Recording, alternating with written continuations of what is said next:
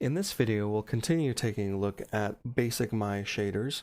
We're going to take a look at the anisotropic, ramp, and surface shader. Take a look at anisotropic first. We'll see that it's very similar to the Phong shader, except that its highlight is stretched in one direction as opposed to around even Phong or even Blinn. The controls for anisotropic are fairly similar in the specular shading, except there's a few extra sliders and numbers to deal with here. We've got a similar reflected color reflectivity. When it's ray tracing, of course, reflectivity will govern how much reflection of the other objects in the scene you'll see.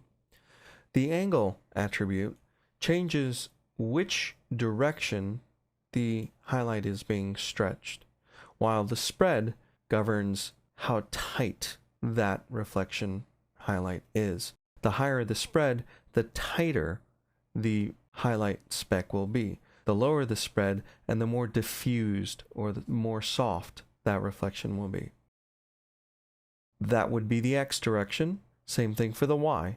If you increase your spread in Y, you get tight. You decrease your spread in Y and you get fall off. The roughness will also bring the spread in and out. The higher the roughness, the softer that highlight will be, the more velvety that highlight will be. You go too low on the roughness and you tend to lose a lot of that specular reflection. Just the right amount and you could have a nice, sharp, and therefore glossy or shiny surface.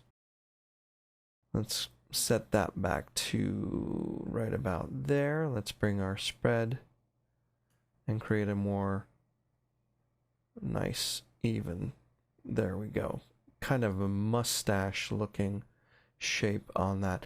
These shaders are good for doing types of metal, brushed aluminum, for example, and even with the right settings you can get a nice velvet texture. The Fresnel index essentially sets how bright that reflection is. The lower it is, obviously, the darker it is. Having a very low Fresnel index will essentially give you a Lambert shader. Specular color is also responsible for the brightness. Having a spec color of black will also turn this into a glorified Lambert shader. All the other attributes are pretty much the same as we've seen before. Now let's move on to a very nifty shader, and that is the ramp shader. The ramp shader has the same attributes, color, transparency, incandescence, as the other shaders. Even has some specular shading, where you can see specular color and its specularity to govern how bright that fall off and how tight that specular will be. Let's take a quick look at the color. What sets the ramp shader apart from the other Blinn and Phong and Lambert shaders is that the color can be a ramp. If you click on this button, you get a larger ramp where you can change a gradient pattern. Selecting the handle up top lets you move that. The color is selectable. Let's pick a red for here. That creates red over there. To create a new handle for the ramp, simply click anywhere in the ramp. Select the handle, and you can have access to the color. Let's go to a green. And on this one, let's go to a blue. Now we have a nice red, green, blue ramp. Let's say we don't want the green anymore. You simply click the delete box for that handle. Let's say we want another one. Let's put a handle right there. And let's make that one kind of a nauseating yellow. There we go. We've got a nice ramp here. We can close that. And there's the ramp for the color. The same ramp can go for the transparency.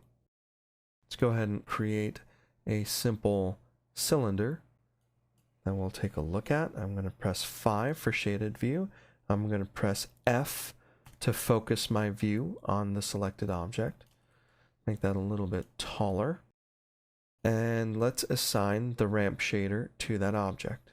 Right-click for the marking menu and assign material to selection. Press 6 to see a shaded view, and you can see the colors on it. Well, it's only displaying yellow. Let's do a quick render, and we'll see that object. Unfortunately, the preview is not so great. However, we can change to a high quality rendering, and there we can start to see some of the gradient coming through. Let's go back to our shader and its attributes. And we'll see transparency, incandescence. All of these will have a ramp that you can add to them, except for bump mapping, ambient color, and some of the diffuse parameters are not rampable. Specular color is, so you can set a nice spec on it. And also your specular roll-off has a lot of control with this kind of ramp. Let's kill our color and reset that to a simple gray so we can see the specular a little bit nicer. We'll take all the saturation out and give it about a 50% gray. And we'll go back down to the specular roll-off. Expand that ramp, and you can see you've got a lot of control over how that ramp governs the specular roll-off. You can create a nice little effect by creating a dip. Adjusting that ramp as you see fit to get exactly the kind of highlight that you're looking for. Now let's move off of the ramp shader and take a look. I just deleted that right there for your knowledge.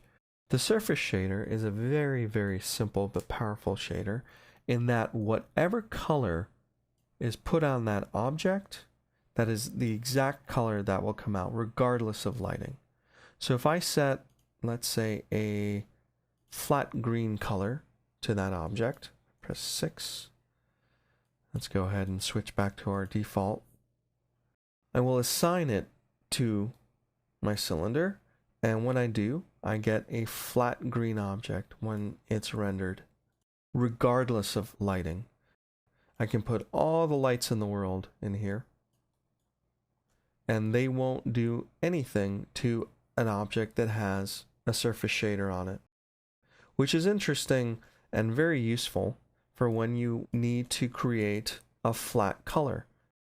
Again, I just put a light on here, and I'll go ahead and re-render, and I'm still going to get a flat green. That, in a nutshell, is the surface shader. The parameters, the attributes for a surface shader are very simple. You got color, straight color out, straight transparency out. So you can create a little bit of a transparent, which will really not do much of anything. This shader is really, really good for putting out a flat color as you need it. This is particularly useful for creating mattes for later compositing in your workflow. In this video, we took a look at the anisotropic, the ramp, and the surface shaders.